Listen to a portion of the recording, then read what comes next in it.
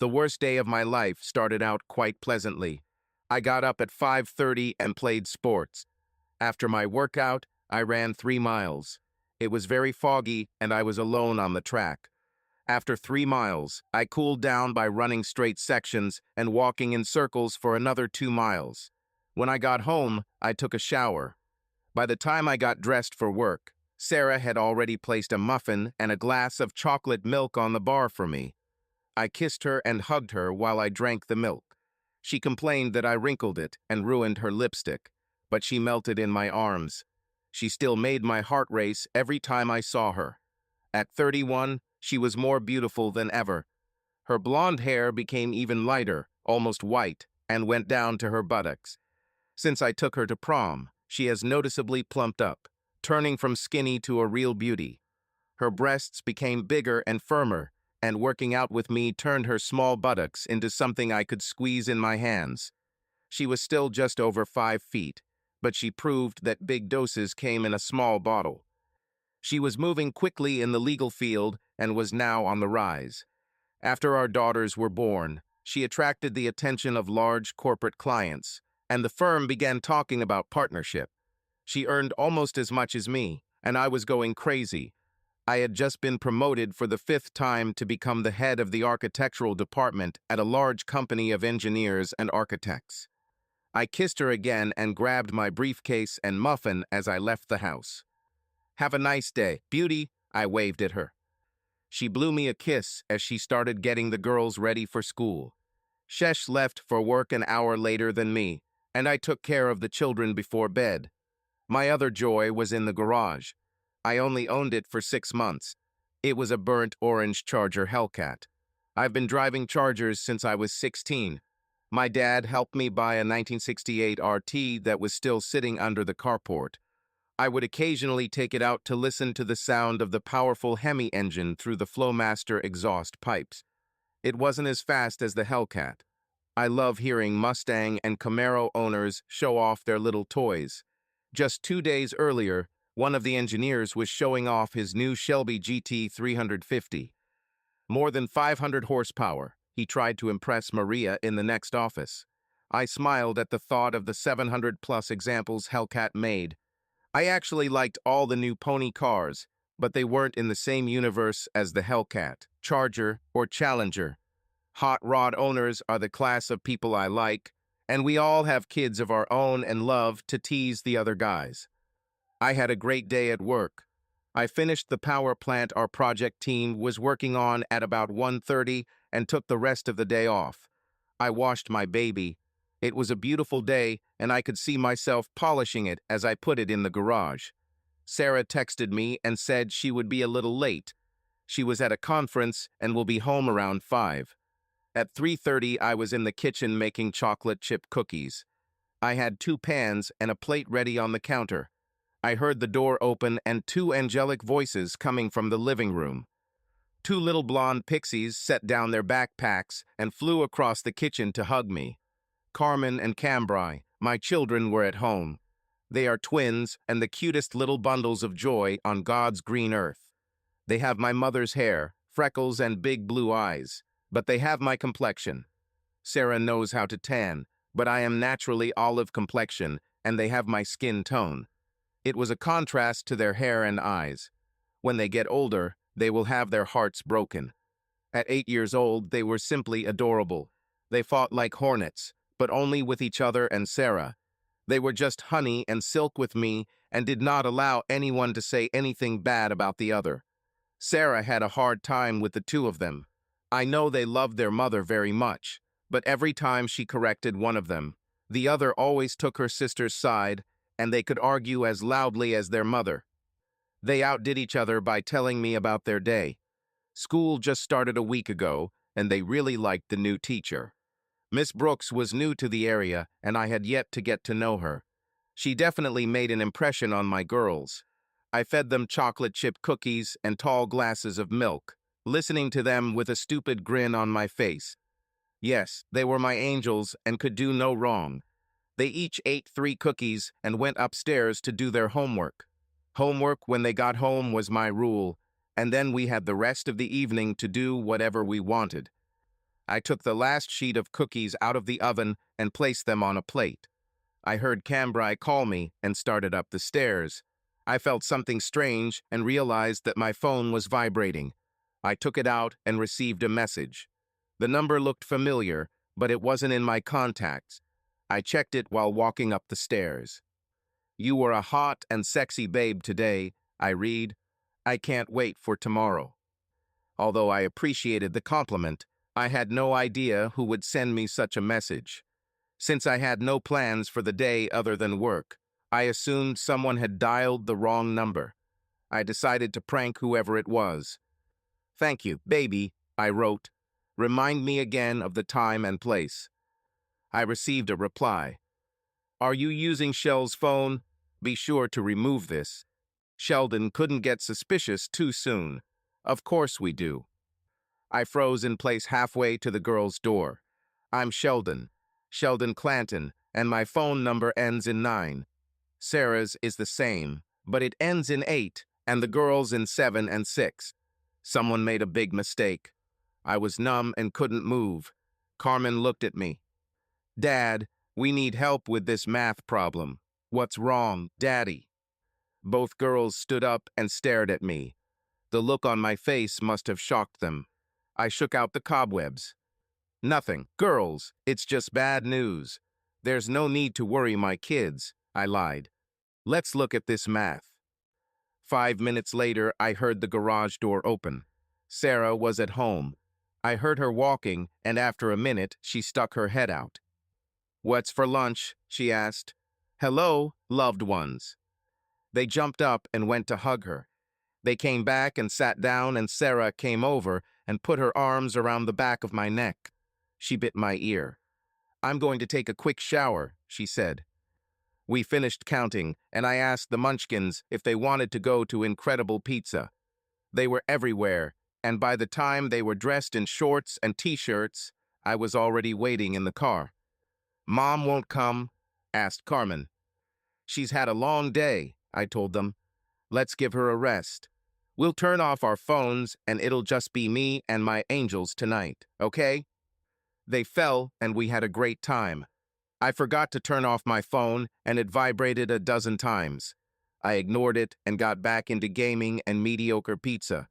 We got home at 9:30, and Sarah was asleep on the couch with her phone in her hand. I pressed my finger to my lips, and we tiptoed upstairs. They went to bed, and I went to get clothes for tomorrow. I went to the spare bedroom and locked the door. I lay awake until midnight and heard a quiet knock on the door. "Shell, what are you doing?" I heard stage whispers. "Open the door." "Where did you go, and why the hell is the door locked? Why are you there?" I didn't answer, and she knocked several times. She called my name a dozen times before she gave up. She clearly didn't want to wake the girls, and I heard her footsteps walking down the hallway towards our room. Well, this was our room. I didn't know what it was now. I got up at 5:30 and grabbed my clothes. As I walked into the garage, I heard her alarm go off. I got into the Hellcat and retreated. I saw her walk into the garage as soon as the door came down, and I drove to the park. I usually ran on the school track, but that day I ran in the park. My phone rang a dozen times, but I ignored it. I took a shower and got dressed for work. I asked my buddy Marcus to lend me his Ultima at noon. I felt like I had betrayed everything I believed in this thing, but it looked like every other little box car on the road, and I wanted to blend in with it. Sarah's car was at the office. I stopped on the other side of the street and waited, parked opposite. The windows were tinted, and I knew no one could see me inside. At 2:30, Sarah came out and got into her BMW. I followed her at a discreet distance, and we drove into the suburbs. When she turned into a residential area, I realized where we were going. My brother Mark lived there. Well, now I understood why the number seemed familiar. I never got along with him, and we rarely communicated. The only time I saw him was at family events, and that was more often than I liked. I saw him put his hand on Sarah's buttocks 2 years ago, and I hit him.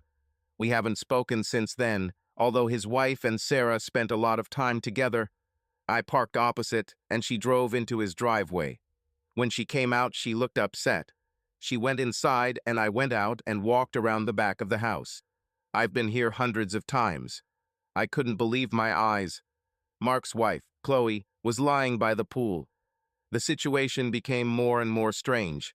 She looked up when she heard the back gate slam shut and panic flashed across her face. "Sheldon," she gasped, "what are you doing here?" I walked up the steps to the deck and Chloe ran up to me. "Shell, wait, don't go in there. I need to tell you something. Wait." The screen was closed, but I could hear their conversation. Sarah was very worried, and he tried to calm her down. "I'm telling you something is wrong," she said. "He slept in the guest bedroom last night and left this morning without saying a word. It was a mistake. Mark, I need more time to convince him. I know he thinks Chloe is beautiful, and we just need to let her work over him. I love my husband and will not risk my marriage and children for this." "You can talk him into it," he told her. "We've seen the way he looks at Chloe. Don't be scared now. We've discussed this a dozen times, and you know you want it." "Yeah, I liked it, but I don't want to lose everything.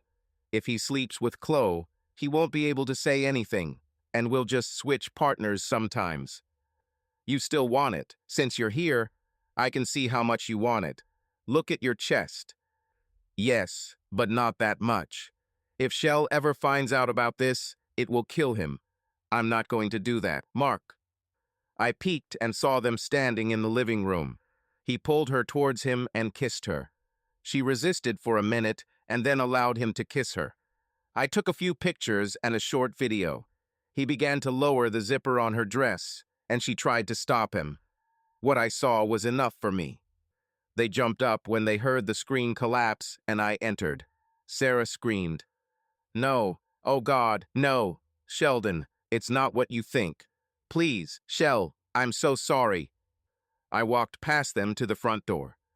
Sarah rushed towards me and hugged me from behind. "Please, Shell, let's just go home.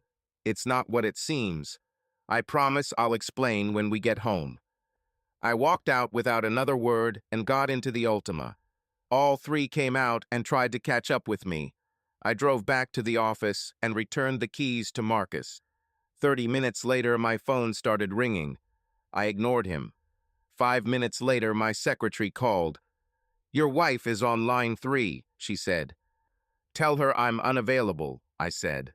I spent the rest of the day staring at the computer screen. "Your sister is on the phone," I heard 5 minutes later. I allowed her to call. "What do you want, Chloe?" "Shell, we need to talk about this," she said. "Why aren't you home? You need to talk to Sarah. She can explain everything. Mark and I will be there too. We'll discuss this like rational adults. It's your brother and your wife. Shell, you need to calm down. Why is it that when someone has hurt you and made you angry, they always tell you to calm down? This only made me angrier." "I don't have a brother," I told her. "If that asshole is in my house when I get back, I will rip his belongings off. If I see you there, I will spank you all the way to the door. Don't ever let me see you or hear your voice again. Chloe, tell that asshole that if he sees me, he better start running." I hung up. 20 minutes later, my father called. "Sheldon, what's going on?" he asked. "Your brother and Chloe are here. They say you threatened them." Sarah called, and she was crying and hysterical. I didn't understand anything. "What did you do?" "Sarah is sleeping with Mark, and he and Chloe were planning on cuckolding me. Dad, I don't have a brother. If I hear that you allowed either of them to be in your house after today, I won't have a father. If Mom lets them in or any of you ever say their names in my presence, I won't have a father or mother. Guess what? You raised a jerk, and now you'll have to choose a side. Oh yeah, you won't see your grandchildren. You can't talk to me like that." He started to heave, but I hung up. Maria came in and asked me something, but I didn't hear what she said. "Sheldon, I asked you a question," she said louder. I shuddered. "Oh, I'm sorry, Maria. What did you say?" "Are you okay?" she asked.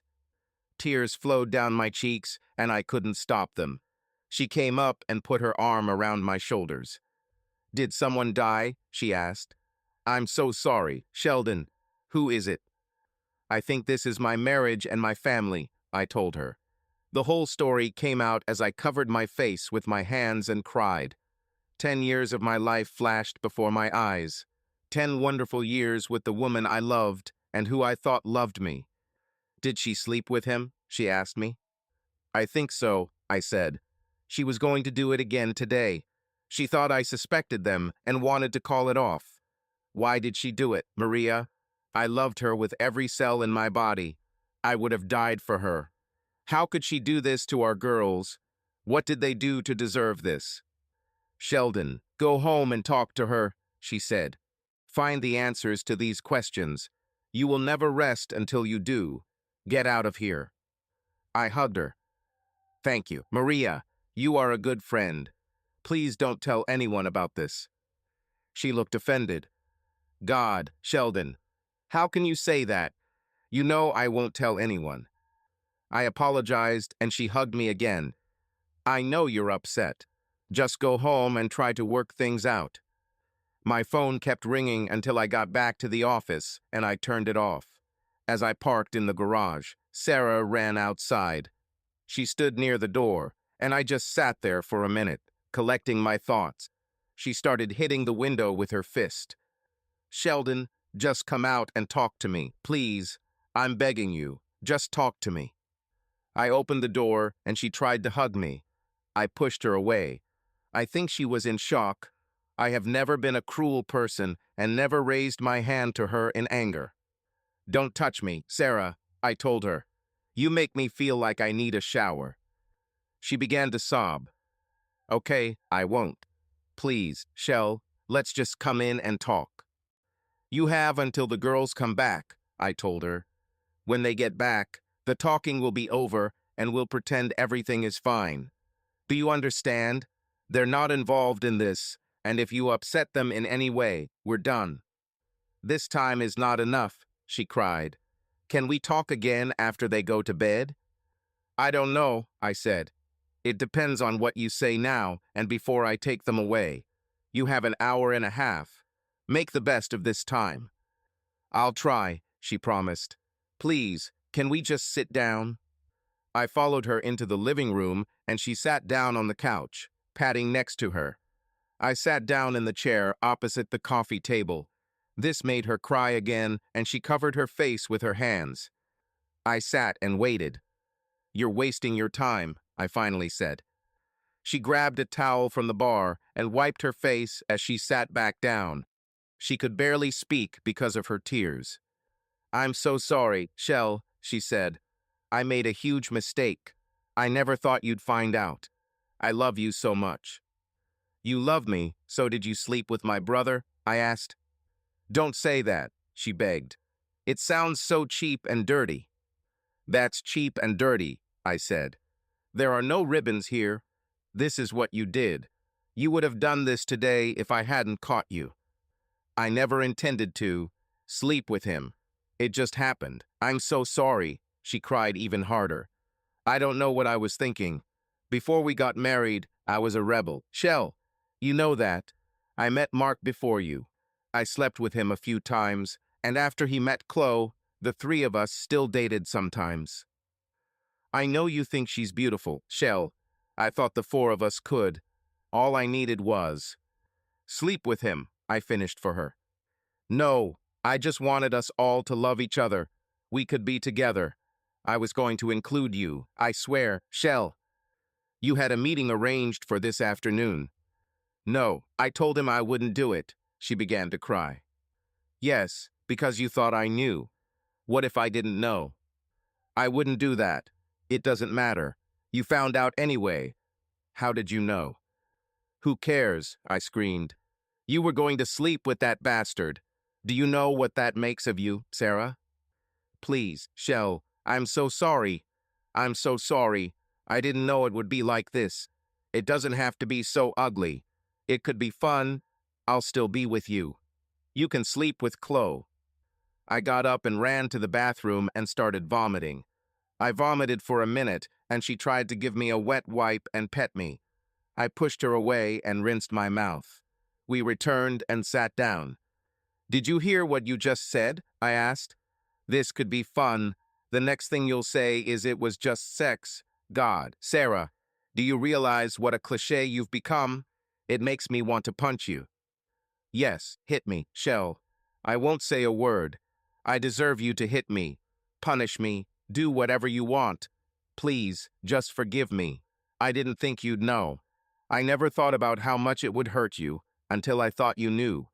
When you left with the girls last night, I knew something was wrong. And when you didn't want to sleep in our bed, I just knew you were very much. You're suffering. I knew you found out. I wanted to tell you and apologize, but you didn't let me in. I got up early to tell you and beg you to forgive me, but you left before I had the chance. I should have waited until, please, Shell, I'm begging you. Do you still love me?" "Damn it, Sarah, how can you ask me that after what you did? I loved you yesterday morning and last week, and for the last 10 years. That didn't stop you, did it? How the hell did you do that? Do you expect me to trust you after this? How do you expect me to believe everything you say?" "I don't know," she cried. "I will give you back your trust. I will prove that you can trust me. I will do anything. Just tell me what you need me to do. Do you want me to sleep with Chloe or someone else?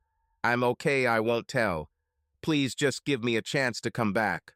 I'm so sorry. It was a mistake." "Yes, I've made a lot of mistakes.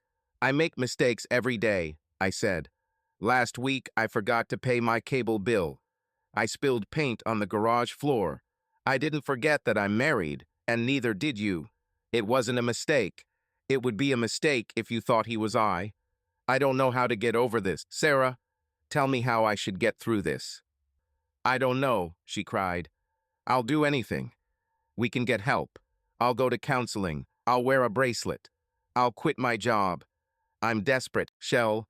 I never meant to hurt you. I don't want to lose girls over this. Please, give me a chance to fix this."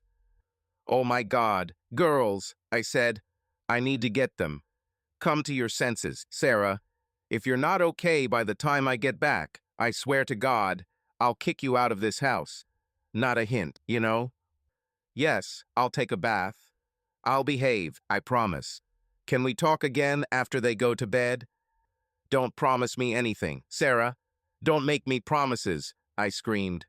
"You threw away the only promise that mattered.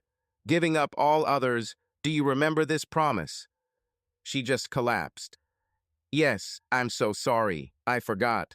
Shell, can we talk later?" "Yes, we can. I'm leaving. Not, for example, kicking your head, Sarah." I was 10 minutes late picking up the girls. When I arrived at the school, I saw them sitting on a bench in front of the school. A woman sat between them, hugging them. She was a young woman of unknown ethnic origin, possibly Hispanic and black. She looked like she was about 25 years old. As I got closer, the full impact hit me. This woman was stunningly beautiful. She looked tall and slender and had the biggest, warmest brown eyes I had ever seen. Her eyes sparkled gold, and the mop of shiny curls on top of her head framed one of the most beautiful faces I had ever seen. Her skin was a light coffee color and flawless. She smiled as I approached, and her face lit up like a beacon. Her teeth flashed, and she nudged the girls. They looked up and saw me coming. They jumped up and flew across the grass, and a little girl engulfed me in an avalanche. "You're late, Daddy," Cambrai said. "I'm so sorry, baby," I told her. "I lost track of time. This will not happen again." "It's okay," Carmen said. "Miss Brooks is staying with us." She stood up from the bench, and I was mesmerized as she walked over and extended her hand to me. "Mr. Planton, I'm Carly Brooks," she said. "I love your girls. I'm so lucky to have them in my room." "Sheldon," I took her hand. She had long, thin fingers, and they were cool and soft in my hand. I realized that I was holding on too long and timidly lowered her hand. "Thank you so much for waiting with them. I'm so sorry, Miss Brooks." I could barely speak. This woman was a walking wet dream. She was wearing a white blouse, The first two buttons were undone. There was an acre of smooth brown cleavage. Her breasts were so damn fantastic that it was almost impossible to look at her face. She sighed, and I saw her gorgeous breasts jiggle and jiggle. "Carly," she corrected me. "Sheldon, do you think I can talk to you for a minute?" "Girls, could you wait in the car for a minute?" I asked. "Just for a minute?" They hugged their teacher and, holding hands, walked to the car. She smiled after them. "I hope you're very proud of them," she said. "They are the sweetest kids in this school. That's why I wanted to talk to you. They were upset this morning. They told me that their mother cried this morning and that she cried all the way to school until she dropped them off. Is everything okay at home? Did someone die in the family or something?" I swore to myself. "No, Carly, it's not okay. It will happen, and I will make sure it never happens again. Their mother and I have great difficulties. I'll make sure they don't interfere with this. It's a pity." "Can you talk to me about this?" she asked. "I'm a good listener, and I'll do anything for these little girls." "Thank you, but I can't talk right now," I told her. "It hurts too much, and I don't know what it will lead to yet. I appreciate it, though. Maybe when everything goes smoothly, I'll tell you, but right now it's too painful." Her hand reached out, and her fingers gently stroked my jawline. I realized that she was very tall. Her eyes were almost level with mine, and I was 6 feet 3 inches tall. She smiled. Her hand dropped, and she walked back towards the building. I watched her for a minute. Beneath that gray skirt was one of the most fantastic asses I've ever seen. She was poetry in motion. She looked over her shoulder and smiled when she saw me watching her. My face turned red, and I walked to the car. I felt the touch of her fingers on my cheek for hours. The Munchkins chatted happily until we were almost to the house. "Daddy, Mommy cried this morning," Carmen said. "Were you rude to her?" I laughed. "Maybe a little," I said. "I won't do this anymore, okay?" "Okay," she said. "I don't like it when she's sad. Bree doesn't like it either." "I know. I'm really sorry. People fight sometimes, you know?" "I know, Daddy," Cambrai said. "Carmen gets mad at me all the time, but I don't give her the pleasure of crying." "Hey, you're such a big scoundrel," Carmen retorted. I had to laugh. "None of you are evil. People just argue sometimes. I'll try to be kinder." "You are always kind to us," she said. Sarah was still in the bathroom when we got home, but when she came out, she was quite normal. Her eyes were a little puffy, but she smiled and hugged the girls. We had a nice dinner. They sat on the floor at our feet, and we watched TV. It was a pleasant interlude, but I was afraid to go to bed. I read it to them and kissed them good night. I saw Sarah watching from the doorway with a sad smile on her face. She left when I turned off the light and waited at the foot of the stairs. "Do you want to talk in bed?" she asked. "I won't sleep with you," I said. "They'll find out if you don't do it," she said. "Don't do this, Shell. Make me feel as good as possible. I need you to hold me. I need you to not be. Never mind." I caught myself. Tears began to flow down her cheeks. We undressed in silence, and I lay on my back and stared at the ceiling. I felt the bed shake and knew she was still crying. "Shell, do you want to make love?" she asked quietly. "Jesus Christ," I exploded. "I'm going to the spare bedroom." She grabbed my hand. "Please, Shell. Sorry, don't go. Please just talk to me. I won't touch you, I swear. I do not want to lose you. I don't know what to do or say. I'm just floundering. Please just punish me and then forgive me. I'll never. No, I won't make any promises. Shell, do I have a chance to do this? Before you? Do I even have a chance? Honestly, I don't know how to do this." "Sarah," I said, "I despise you so much that it kills me. I've loved you since we were in high school. Back to where we were. How do I know you won't just sleep with the gas guy to pay the bill?" "Damn you, Shell, this isn't fair. I'm not a girl of easy virtue, and you know it. You are the only man I have ever loved in my life." Don't tell me what's fair, I growled. Is it fair to me that you fucked that asshole for God knows how long? Is it fair that the man who's loved you since we were in high school has to deal with the fact that his wife is a bitch who's trying to trick him into being one too? Is it fair that our girl's mother is a liar? Is it fair that you are a liar and a deceiver? Don't tell me who you are. What are you? Damn it, this won't work. I don't want to listen to your bullshit. You won't even take responsibility for what you did. I want you to leave here in the morning. You're going to tell the girls that you're going to stay with your sister for a few days. I don't care what excuse you give them. Come up with something. You know how to lie. Just leave when I get home. She started crying hysterically. I'm sorry I said that, Sheldon. Please don't make me leave. No, you made a choice to do something nasty to asshole without taking me or the girls into account. I do this and don't consider you. This is my home. I inherited it from my grandparents, and I don't want you here. When can I come back? She cried. I don't know. Maybe never. Don't make me angry, Sarah. Maybe after some time I will feel better. Maybe you can come up with some way to fix this, or I'll come up with something. I can't breathe next to you. Every time I look at you, I see that bastard unzipping your dress. I'm going to the sofa. I left her crying on the bed and took the pillow to the sofa. The next morning I left again at 5:30 and she still hadn't woken up. When I picked up the Munchkins after school, I was told that she had stayed with Aunt Sophie to help her while she was sick. They were a little upset because they had to work with her in a 5-kilometer race on Saturday. I told them I would work with them instead, and they were happy. Sarah called them, and they talked for a long time about 8. She texted me and just said, I'm so sorry. I took Friday off and Sophie called me. She wanted to come and talk to me, and I agreed to talk to her. She's Sarah's little sister, and I've always had a soft spot for her. She got angry when I opened the door. She walked in and poured herself a cup of coffee. She was about 14 when Sarah and I met, and she was just an angel.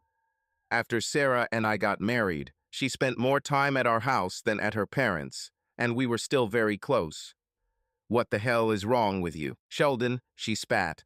Sarah is dying in my house, and you just sit here and let her. She didn't stop crying the entire time she was there. Come, pick her up and bring her home. Did she tell you why she's here? So she made a mistake and slept with them, Sheldon. So she showed him her tits, and he groped her, and they did the dirty work. You forgave her last time. What's the big deal? I couldn't believe my ears. Why the hell are you talking about the last time? I said. I felt very calm. Her eyes widened, and she put her hand to her mouth.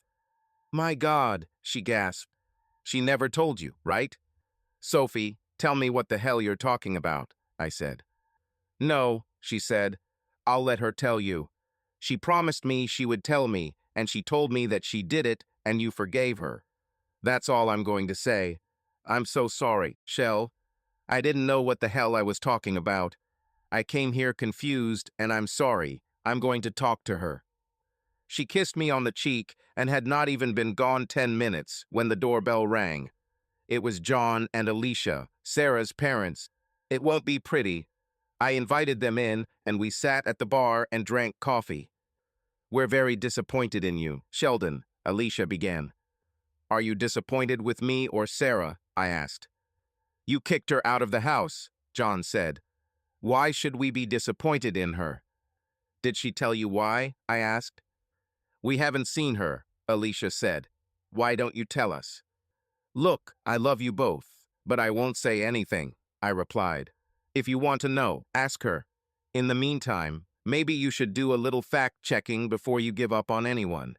Now, you can always come here. You can see the girls anytime, but don't come back here to talk about it with me again. Find out what's going on, and then we can talk once. It's really none of your business right now, so I have to go finish my coffee.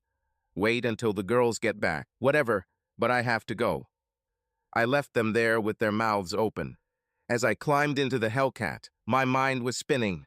The conversation with Sophie shook me, and it was only delayed by John and Alicia's visit. Apparently, there was another incident and Sophie knew about it. Sarah promised her that she would tell me about it, but she didn't. This puts everything in an even worse light. Now, what should I do? Driving my car always brought me at least temporary relief, and I took the interstate north. There wasn't much traffic, so I sped up a little. I looked at the speedometer, and it read 85. It was good. I looked in the rearview mirror and saw the new yellow Mustang GT behind me. He was too close for the speed we were going, and it made me angry. I stepped on the pedal, and the big Hemi began to hum. The supercharger howled, and I rushed forward as if I had been launched. This engine burns 1.5 gallons of gasoline per minute at full power, and the 650 pounds of torque spun the wheels like a freight train. The Mustang began to lag immediately. He held on until we reached 120, but by the time I reached 150, he was just a yellow speck behind. I took the next exit. I needed gas, and there was a store along the road. I drove up to the pump and swiped my credit card. I heard a nice-sounding engine on the other side of the pumps, but didn't pay much attention. "Sheldon, is that you?" I heard a woman's voice. I looked back and saw that yellow Mustang standing there. Carly Brooks was getting out of the car. She approached me towards the pump. "I took the day off," she said. "I thought it was your car that sped past me. I tried to catch up with you to wave. God, what a cool thing." "I didn't know you were into cars," I said. "Nice pony you have. Is it stock?" "No, I put a lot of work into it. I can't believe how you just left me." "This is the coolest muscle car ever made," I told her. "But I like Mustangs too. What are you doing here?" "I live here," she replied. "And you?" "Just trying to blow off some steam," I replied. "That bad thing I told you about turned into a mountain, and I just needed to clear my head." "Going as fast as we were going could have landed us both in jail," she laughed. "How about I buy you a cup of coffee and you can tell me how to clear my head?" "Miss Brooks, I don't think you want to hear about my problems," I said. "I told you to call me Carly," she said. "Come on, there's a Starbucks down the street. I'll tell you a story and you tell me, okay?" I agreed and filled up her car for her. We went there and I ordered my usual triple espresso, and she got some kind of latte with a lot of foam. She took a sip and looked at me. I couldn't help but laugh. "I have a mustache, right?" she smiled. "Yes," I wiped her mustache with a napkin.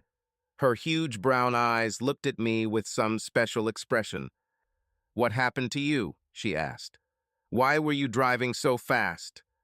"Driving fast is to me what whiskey is to other people," I said. "When I'm upset, I go racing or running. It calms me down and helps me think." "Why did you need a shot?" she asked. "I don't want to dig in. You just look like you need someone to talk to." "Carly, are you married?" "No, I was engaged once."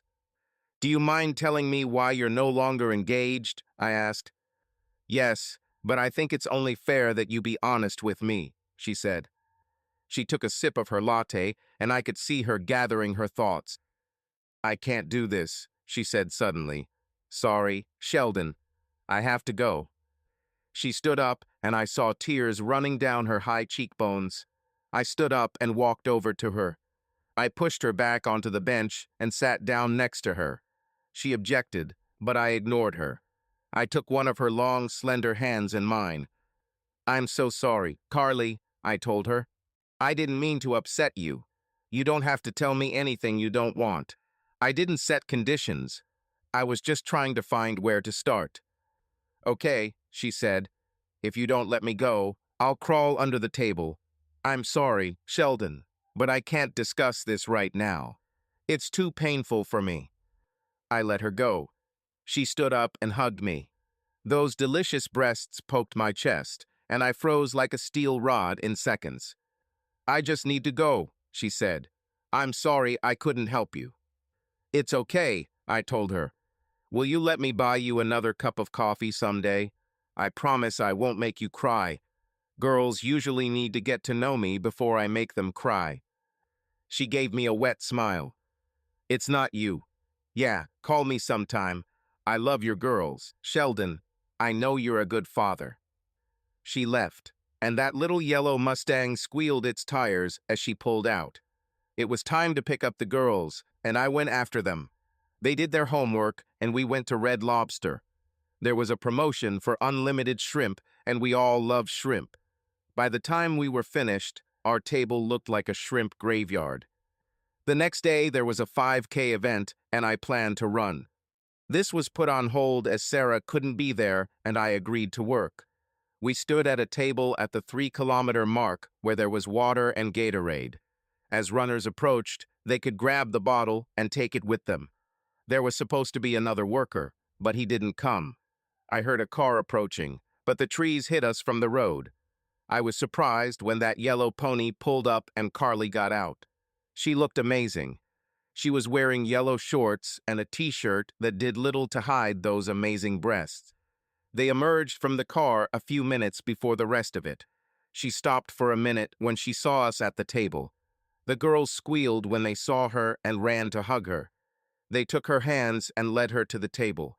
I could tell she felt uncomfortable. "Hi, Carly," I greeted. "How lucky we are." She smiled and relaxed. "Reward for virtue," she smiled.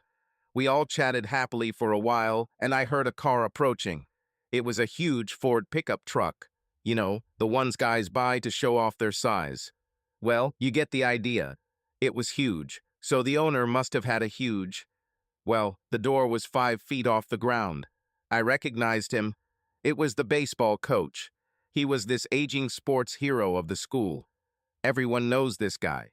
His glory days as a star athlete 15 years ago established him in his own eyes as the Earth's gift, especially to women.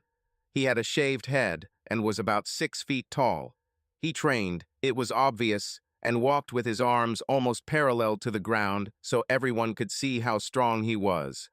His name was Hawk or Falcon or something like that, one of those names for birds of prey. He approached the table with an important look. "Carly, how are you doing, honey?" "Mr. Harrier," she said, "I won't tell you not to address me as you. We're not friends, and if you call me dear again, I'll file a complaint for creating hostility. Working environment." He opened his mouth in surprise. "Do you like girls?" He was very angry. Of course, this could be the only possible explanation why any woman did not fall to her knees before him. "Your wife didn't complain when I pleased her," Carly said. The girls gasped, and he even recoiled. I stood up, and he saw me. He was probably 20 years older than me and 10 kilos heavier, but he was a bully, and bullies really don't want to find surprises. He didn't know me, so he came back and got in his truck. "Girls, I'm so sorry I said that," she said. "This man has been harassing me since I came here, and I'm tired of it. That's no excuse. I'm so sorry." Bree hugged her. "It's okay, Miss Brooks. We don't like him anyway. He keeps an eye on all the young girls on his team. He's a stalker." Carly looked at me, and we both laughed. "Remind me never to make you angry," I told her. "You have a cruel nature, Carly." The first runners started to arrive, and we were busy as bees for a while. I asked the girls if they wanted to go winging with Carly after this, and they were really excited about it. She agreed to come with us, and we went home and cleaned up. I know a place that serves the best wings on the planet. It was called Hackett's and was owned by an old friend of mine. He was an older black man from Memphis, and he knew how to cook wings. We had a great time, and I didn't want it to end. Carly and the girls took my mind off Sarah, and it felt good to just be human for a while. This couldn't go on forever, and when I got home, there were a dozen missed calls from her on my phone. I turned it off all day, and it lit up like a Christmas tree when I turned it on. I put the girls to bed and called her. "Shell, I need to talk to you," she said. "Can I come?" "You have a date, right?" I asked. "What's up with the asshole?" She began to cry. "Please just let me come, Sheldon. I'll explain everything." "Okay, come," I said. I ended the call, and 30 minutes later I heard her open the door with her key. I thought about changing the locks. When she walked in, she looked like a wreck.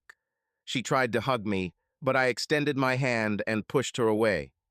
Sarah, I swear to God, if you touch me, I'll puke on you, I told her. She immediately began to cry and sat down. Can I just talk to you? She cried. Let me get it all out. I sat down opposite her at the table. She looked at the floor. I know what Sophie said. Her voice was so quiet that I could barely hear her.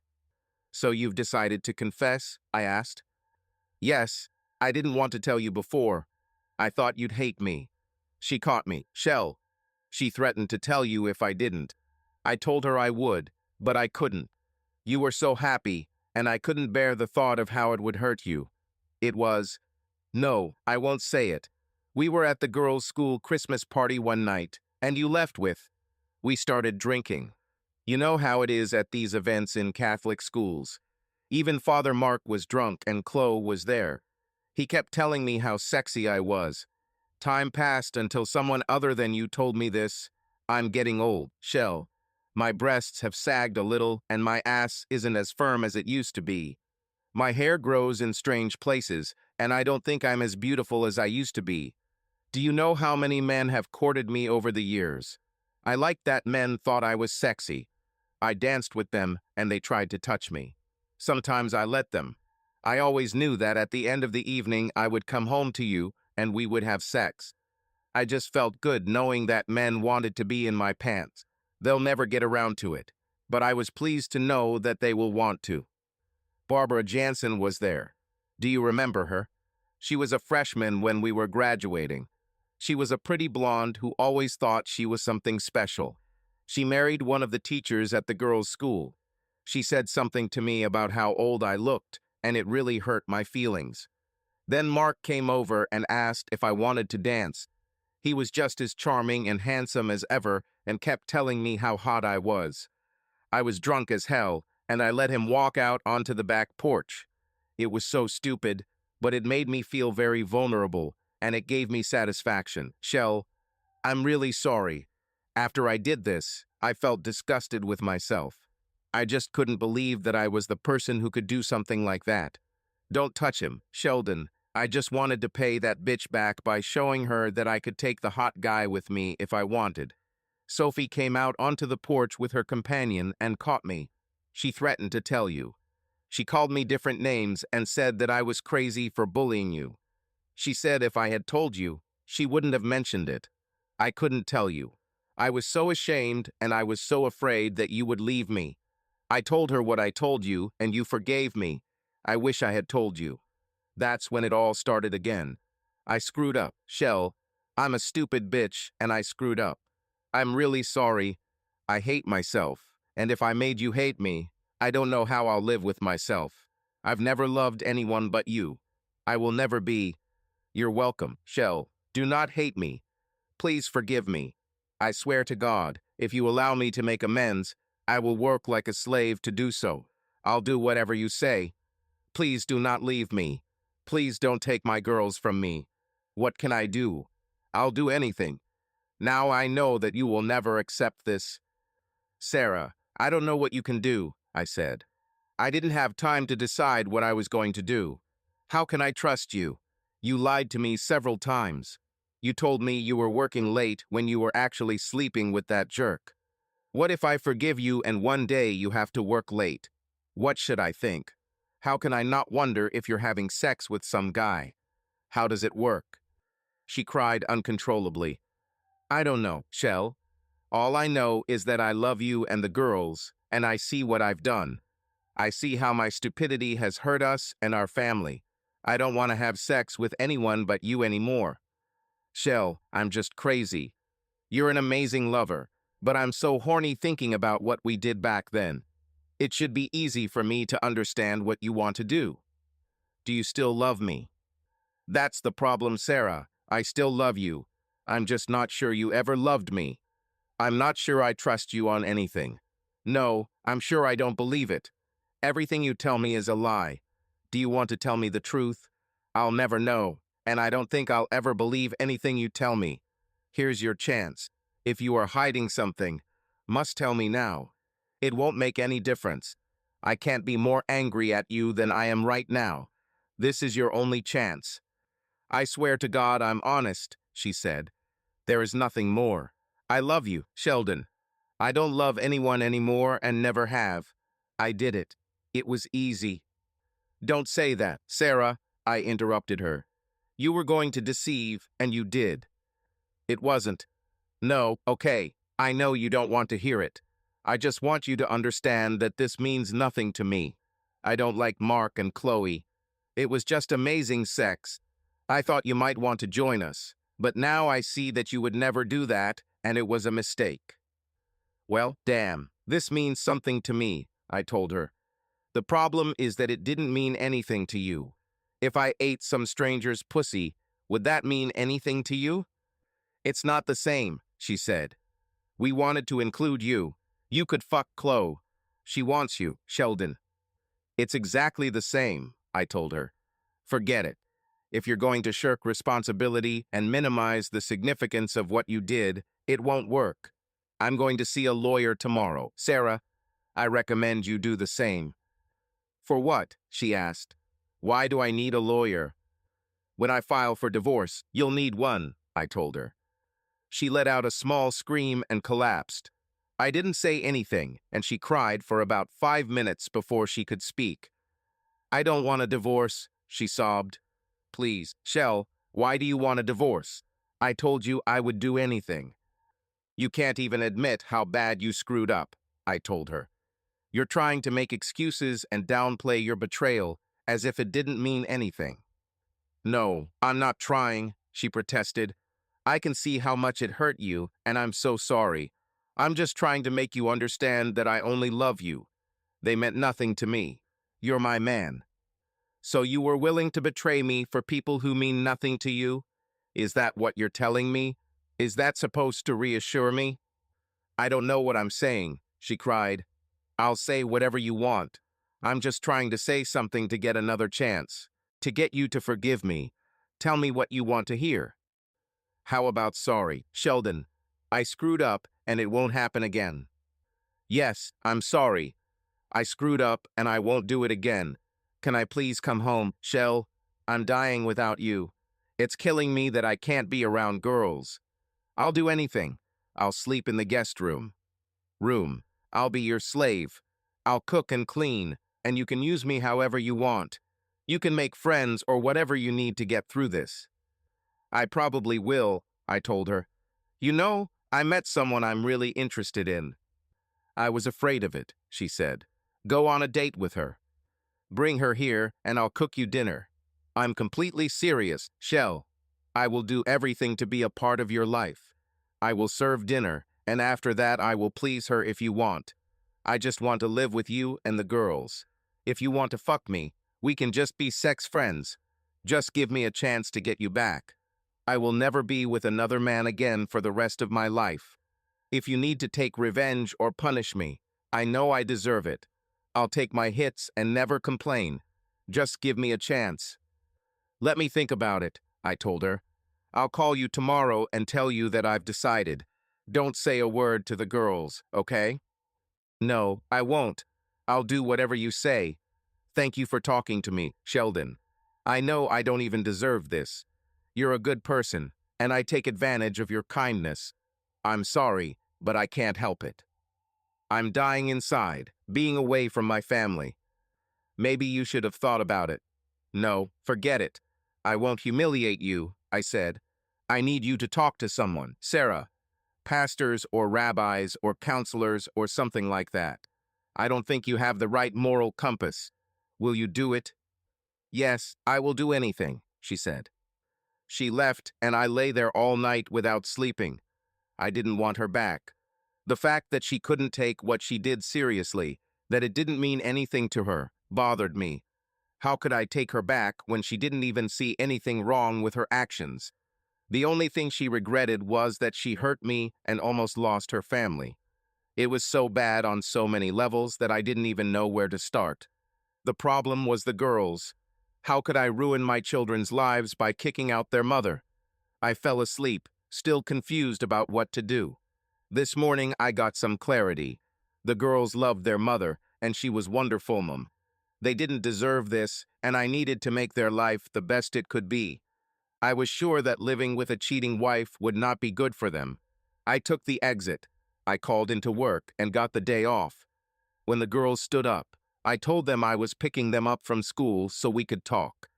This was the most difficult conversation of my life. I didn't tell them their mother was a cheating bitch. I just told them that we have some problems that we need to solve. She was not going to live with us, and we tried to solve our problems. They cried as if someone had died. At first, they accused me of ruining everything. But when I told them I didn't do anything, they understood it. "Did Mom do something bad?" asked Cambrai. "Dad, did she cheat on you?" "I'm not going to tell you anything bad about your mother," I told them. "She loves you very much, and you shouldn't blame her for anything. This has nothing to do with you girls. You are the best girls I could ever imagine, and we both love you with all our hearts. Just give me a chance to sort this out, okay?" They reluctantly agreed, and we talked for a long time. I called Sarah, and we met for lunch. She was confused when I told her I needed some space. "I get angry every time I look at you, Sarah," I told her. "You need to stay away from me. I decided that I could never forget what you did. You may have cost me any relationship I have with anyone in my family. I'm divorcing you, Sarah. I'll let you date girls anytime you want. We have a prenuptial agreement that if either of us ever cheats, the house will remain with the innocent party. You won't get hurt because of the money. I'll take care of that. Now this bitch is out to play.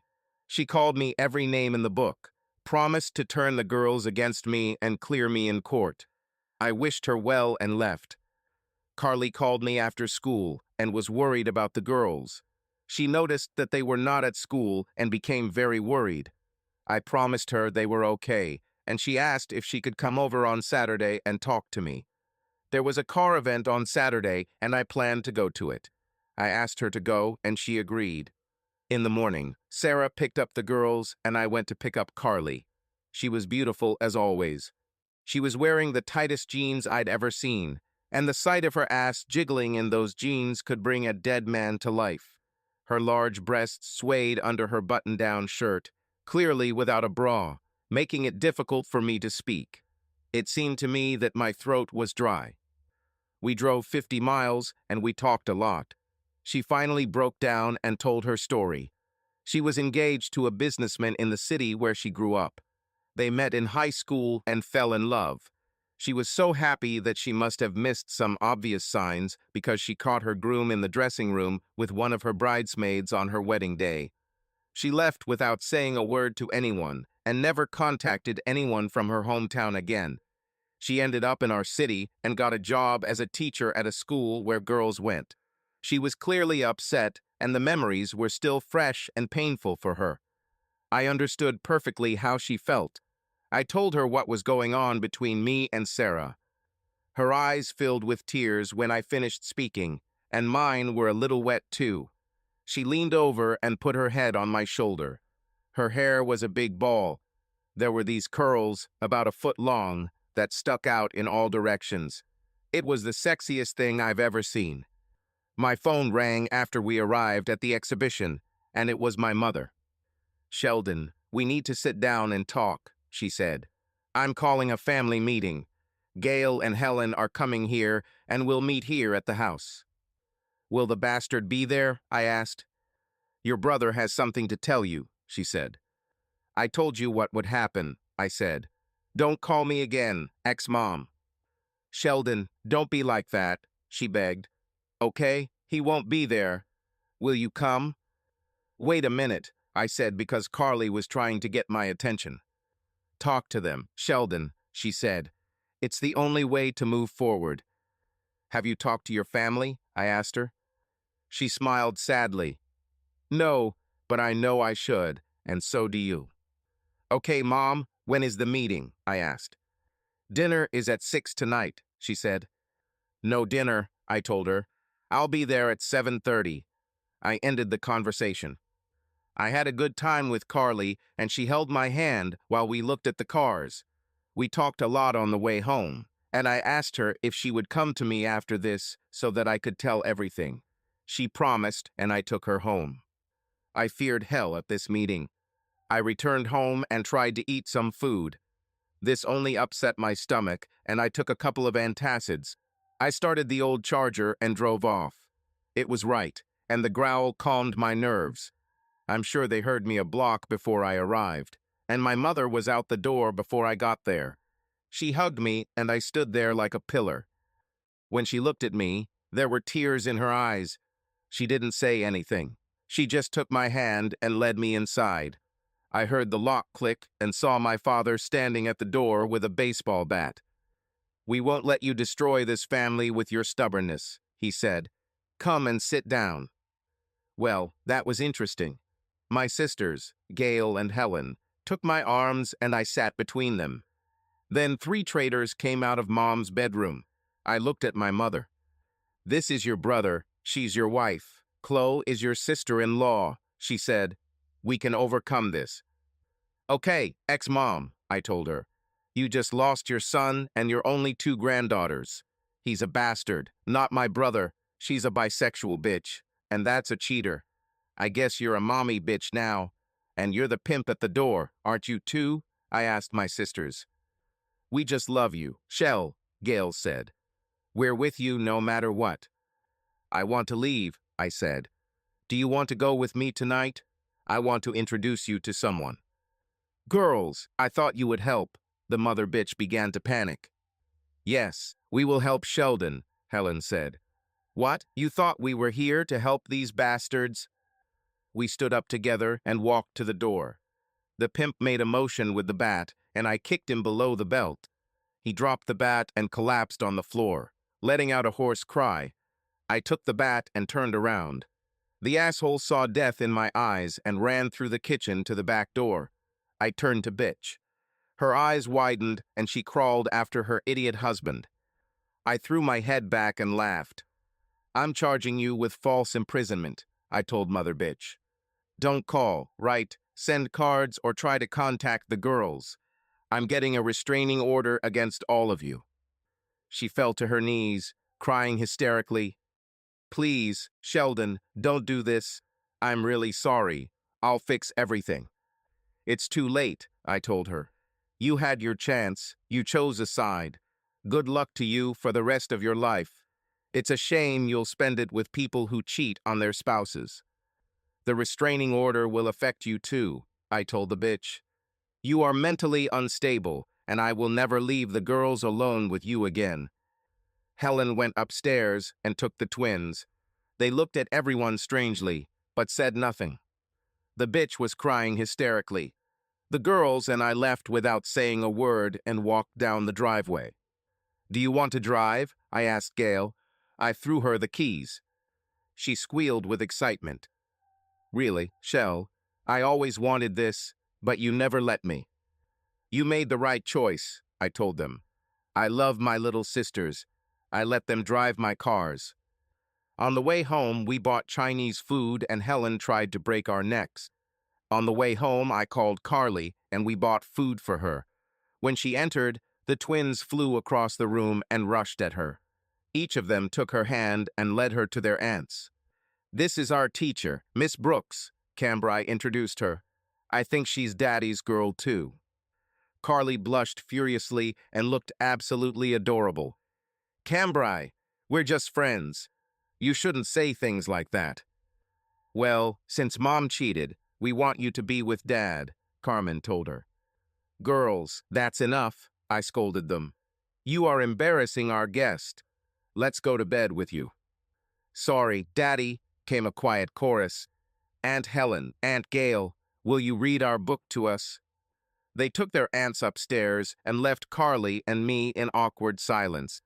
I walked up to her and she looked a little scared. I took her hands and pulled her towards me.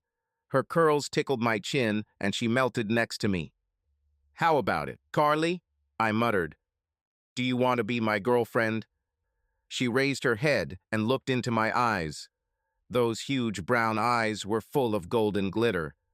"I could," she whispered. "Kiss me, and then I will decide."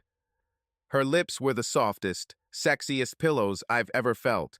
She pulled back a little and looked at me, assessing my emotions. Apparently, she liked what she saw because she let me pull her close again, burying her face in my shoulder. I won't be with you until you are with her, she told me. I understand, I told her. I'm not her, Carly. I won't become one either. It will take time to resolve all of this. I have the rest of my life, she said. The next morning, I went to see a lawyer. Her name was Marcy Gray, and she was very rude. I think at first she thought I was leaving my wife for a class upgrade. She was in her mid-40s and had the largest natural breasts I had ever seen. She was short, very curvy, and also pretty. I wanted her to like me, but we started off on the wrong foot. If you are here to refuse to pay alimony, you need another lawyer, were the first words out of her mouth. This made me angry. Okay, that's not why I'm here, but thanks for meeting me. I got up and left. I stopped by her secretary and asked how much the appointment cost. She opened her mouth, but Miss Gray interrupted her. What the hell is wrong with you? She screamed. You can't just leave like this. Look, I told her. I don't know who you think you are, lady, but you can bite me.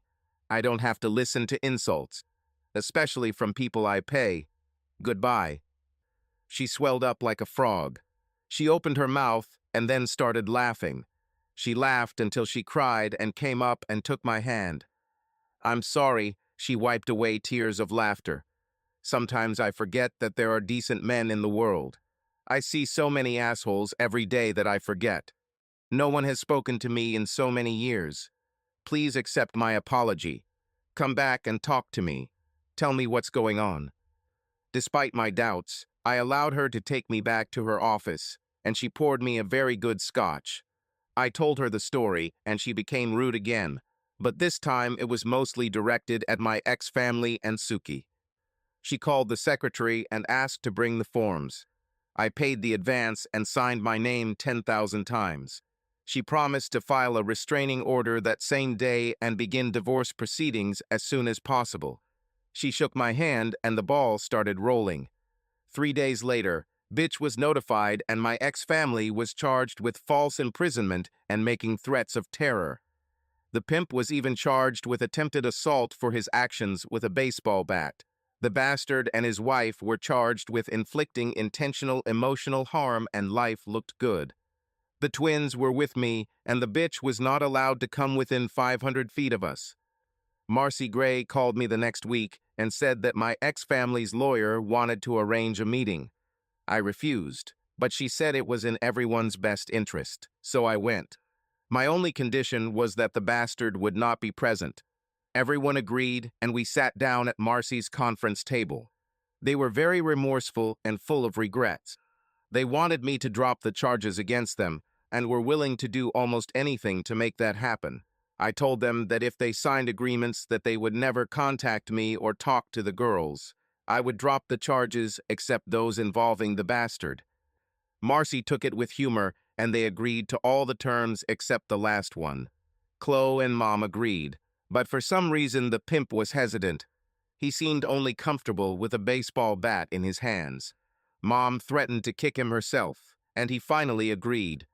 Macy was out of breath, and I told him I wasn't going to do it right away, but he had to be ready. They signed the papers and left. As soon as the door slammed, Marcy burst into laughter. I told her that a woman with breasts that size shouldn't laugh like that, and she ran to the bathroom. When she returned, she was calm until she saw me, and this caused another fit of laughter. Sheldon, you're such an idiot, she gasped. You almost made me pee. You know I couldn't put that on the paperwork, right? I laughed. Well, yeah, but I like to think he's worried about me coming over to get mine today. You are cruel, boy, she finally calmed down. Are you going to stick with it? You have no idea how much I've suffered because of the bastard over the years, I told her. He stole my toys, caused me more problems than you can imagine, and it was all normal for them because he was the youngest. Jesus, Marcy, he slept with my wife, and they put up with it. It was mine. Stubbornness, that was the problem. I'm done with them. I hope they all die alone and suffer. I don't think I blame you, she said. The divorce will be finalized in 60 days. What are you going to do now? Move on, I told her. I have a couple plans. I even have a few plans for the bastard. She looked at me suspiciously. You won't need a criminal lawyer, right? God, I hope not, I said. Are you good at family law? I practice family law, she said. I'll get you out, but I'll have to recommend a colleague if you're accused of a crime. I didn't expect to be blamed. The bastard walked out of a bar one night and was attacked by 3 masked men who dragged him into an alley. They beat him half to death, especially concentrated below the belt.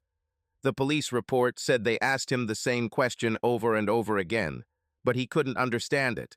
It was, "What frequency, Kenneth?" He said he didn't know any Kenneth and had no idea who they were or what the frequency was. I was with Sarah and the girls at this time and was never questioned.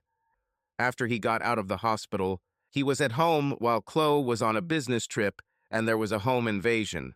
He was beaten again, this time by 4 guys. The question was different. They asked him why he didn't wear the regulation socks. He had no idea what regulation socks were, so they played ping pong with his dignity. I was on a date with Carly. A month later, he was waylaid in the parking lot near his work. He was unable to determine the number of attackers, but they were interested in the frequency and did not approve of his choice of socks. His male organ was victimized when it was wrapped in duct tape and used as a hair remover. He won't need waxing for a while. I was at the Twins soccer game with Sarah. The police questioned me at that time, but I had ironclad alibis for all the attacks. 2 months later, his car started having problems. 3 times a week for 2 weeks. When he left work, he had a flat tire. There were mysterious holes in the sides, perhaps the size of an ice pick. Security began to monitor this, and his ability to keep air in his tires at work was restored. But when he went into stores or bars or left his car unattended for even a minute, the disease returned. Injector problems put him out of action for some time due to mothballs in his fuel. The mechanic said it was most likely caused by moleballs in the gas tank. How they got there remained a mystery. His barbecue grill exploded when he tried to light it a month later. There was a gas leak, and he lost his eyebrows and eyelashes and the front of his hair for a while. This series of misfortunes continued until the airbag in his car deployed unexpectedly and caused a collision with a tree. Of course, by then the pillow had fallen off, and he was injured in the accident and ended up back in the hospital.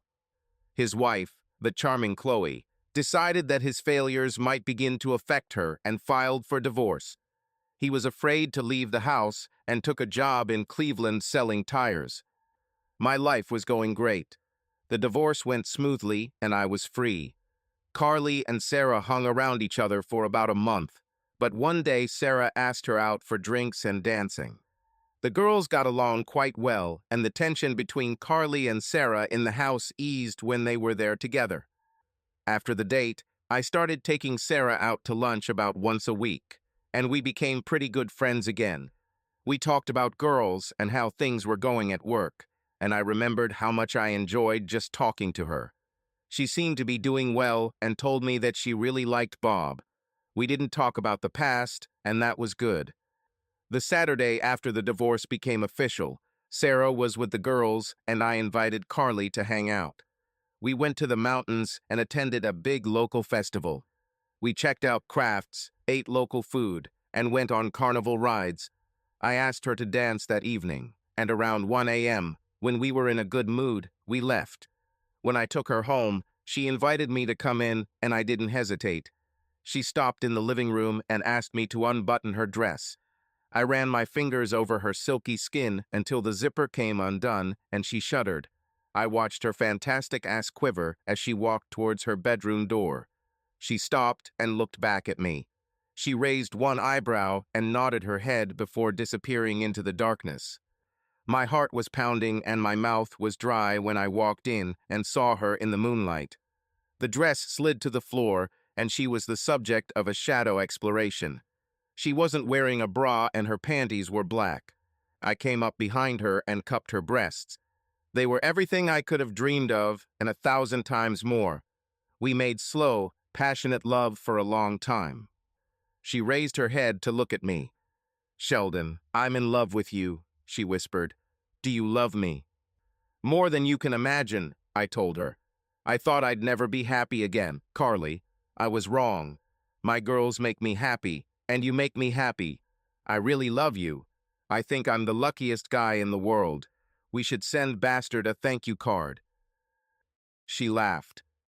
"Well, I wouldn't go that far, but I'm happy here with you too." We whispered to each other things that meant nothing and everything until we fell asleep with this gorgeous woman in our arms. 2 months later, she moved in with me, and the twins went to school with her every day. After 6 months, I realized I couldn't live without her and bought her a ring. I told the girls I was going to ask her to marry me, and I couldn't believe how excited they were. She was their idol, and they worshipped at her altar. I called Sarah. She wasn't happy, but she said she wanted me to be happy. I found out that Bob asked her this question, and she delayed his answer. She said she was going to say yes, and I wished her well. I hoped that she had learned something from her experience so that Bob wouldn't have to go through what I had to go through. I didn't say any of this. I took Carly to a nice Italian place and pulled out the ring. She squealed, and there were no questions asked. When we returned home, the girls were already waiting for us and surrounded us. "Can we call you Mom?" Cambrai asked her. "We already have a mom, but we decided that we want to call you Mom." Carly fell to her knees and squeezed them tightly. "Yes, thank you, girls. It would be an honor for me. I have loved you from the day I met you. You will always be my little girl. I'm not trying to take your mother's place, but I would be proud to have 2 angels like you call me mother." We got married, a year has passed, and every day I love her more and more. I have never been so happy, and she is still a goddess of sex in bed. Sarah married Bob, and they had a boy. I've never heard anything from my ex-family, and I don't think I ever will. My sisters sometimes mention them, but they don't have much to do with them either. Sometimes you just have to live with your choices. They did theirs, and I did mine. The worst day of my life was pretty bad, but I have a feeling that better days are yet to come. Carly will take care of it. Subscribe to our channel so that your second chaff doesn't cheat on you, and go ahead and listen to the next story, because this story is nothing compared to the next one. If you're under 18, don't even think about listening to the next one.